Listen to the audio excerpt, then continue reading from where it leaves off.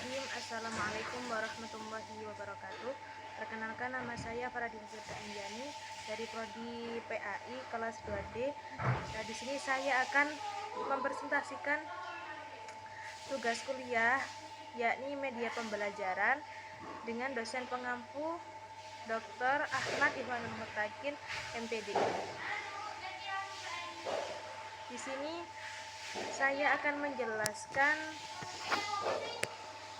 teori kerucut pengalaman Edgar Dell. Yang pertama di sini akan menjelaskan teorinya.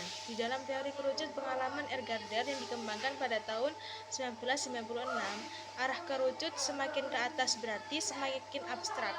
Jadi pada waktu tahun 1996 beliau mengembangkan pemikirannya bahwa arah kerucut semakin ke atas berarti semakin abstrak, dan apabila semakin ke bawah menggambarkan makin konkretnya pemahaman suatu ilmu yang diterima oleh pelajar. Pelajar akan lebih konkret memperoleh pengetahuan melalui pengalaman langsung melalui media. Menggambarkan makin konkretnya pemahaman untuk ilmu yang diterima oleh pelajar. Pembelajar akan lebih konkret memperoleh pengetahuan melalui pengalaman langsung melalui benda tiruan, yakni pengalaman melalui drama, demonstrasi, wisata, dan melalui pameran. Dan Edgar Dell dalam kerucut pengalaman mengatakan hasil belajar seseorang diperoleh melalui pengalaman langsung, yakni konkret melalui kenyataan yang ada di lingkungan kehidupan seseorang, kemudian melalui benda tiruan sampai kepada lambang verbal, yakni abstrak.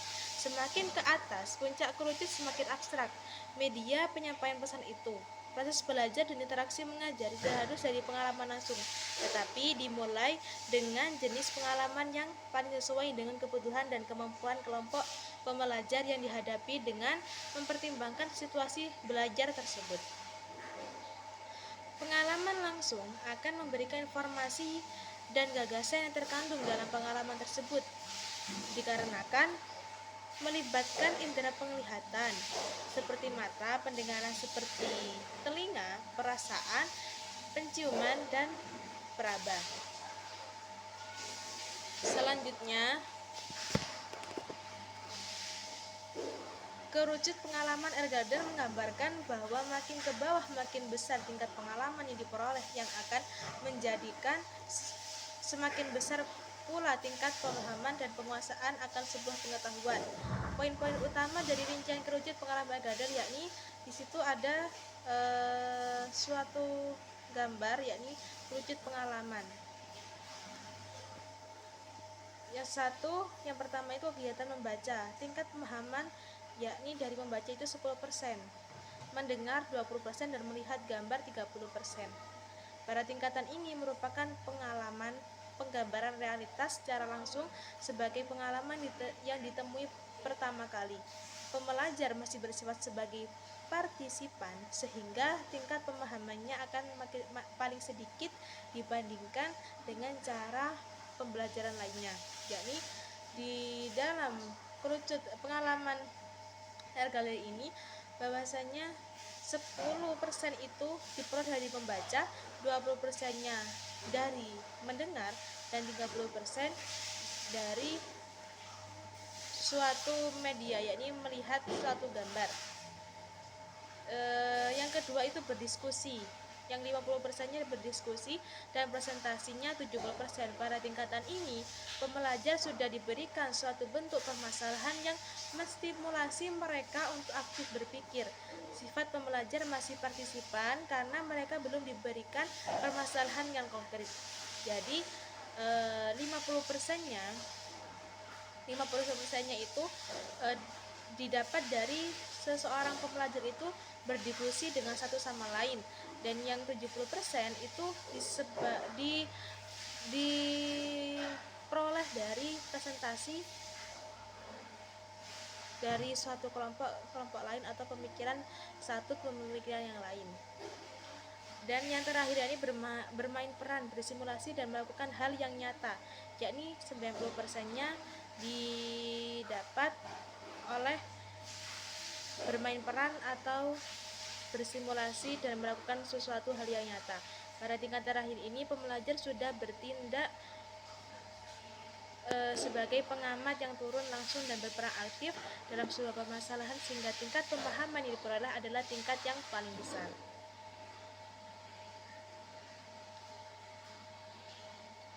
Selanjutnya yakni manfaat penelitian pengalaman. Manfaat penelitian pengalaman. Pengalaman langsung memberikan efek paling nyata pada sebuah pemahaman akan suatu ilmu. Keterlibatan seseorang dalam sebuah pengalaman nyata membuat ia dapat memahami dan mengingat lebih baik serta cenderung tidak gegabah dalam pengambilan keputusan karena mempunyai dampak resiko yang nyata pula. Disitulah manfaat ketika kita meneliti suatu pengalaman. Yang terakhir yakni biografi seorang Edgar Dale. Edgar Dale dan James Finn adalah tokoh yang berjasa dalam pengembangan teknologi pembelajaran. Menurut Edgar Dale, pembelajaran lebih mengutamakan keaktifan peran serta siswa dalam berinteraksi dengan situasi belajarnya melalui panca inderanya, baik melalui penglihatan, pendengaran, perabaan, penciuman, dan pengecapan sampai pada modus berbuat, yaitu katakan dan lakukan. Jadi menurut Edgar Dale, pembelajaran seorang siswa itu mengutamakan pada keaktifan seseorang siswa tersebut dengan berinteraksi dengan situasi belajarnya tersebut dengan melakukan panca inderanya seperti penglihatan, pendengaran, perabaan, dan lain-lain. Edgar Dale dalam Sanjaya 2008 mengemukakan bahwa pengalaman belajar yang diperoleh peserta didik akan semakin banyak jika media pembelajaran semakin konkret. Sebaliknya, jika peserta didik semakin abstrak dalam mempelajari bahan pengajaran, maka semakin sedikit pengalaman belajar yang diperoleh. Edgar Dale melukiskan pengalaman belajar peserta didik dalam sebuah kerucut yang dikenal dengan nama kerucut pengalaman Edgar Dale. Itulah biografi sedikit mengenal seorang tokoh Edgar Dale